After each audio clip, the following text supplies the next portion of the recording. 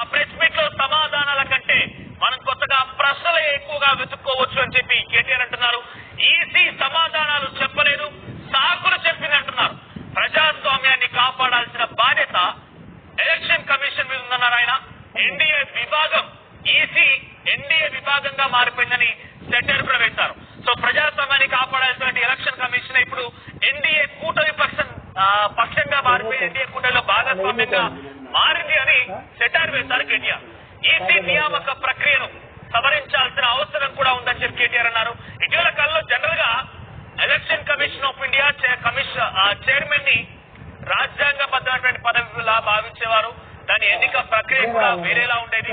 కానీ ఇప్పుడు కొంతమంది ఒకరిద్దరు మంత్రుల చేత, ప్రధాని చేత, ప్రతిపక్ష నాయకుల చేత వీరి అంగీకారంతోనే ఎలక్షన్ కమిషన్ యొక్క చైర్మన్ ని నియమించడం జరుగుతోంది. ఇందుకే ఆ నియామకం కూడా పూర్తిగా తప్పు అనే రకంగా ఇప్పుడు కేటీఆర్ తప్పుపడుతున్నారు.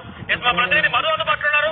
మధు, ఇప్పుడు ఏంటి కేటీఆర్ డైరెక్ట్ గా రాహుల్ గారికి సపోర్ట్ చేస్తారనుకోవాలి, లేకుంటే కేటీఆర్ కూడా త్వరలోనే ఈ ఉద్యమాన్ని తెరలేకపోతున్నారు అనుకోవాలి, చూడాలి. ఎగ్జాక్ట్లీ గత కొంతకాలంగా ఓట్ చోరీ పేరిట బీహార్ ఎన్నికల్లో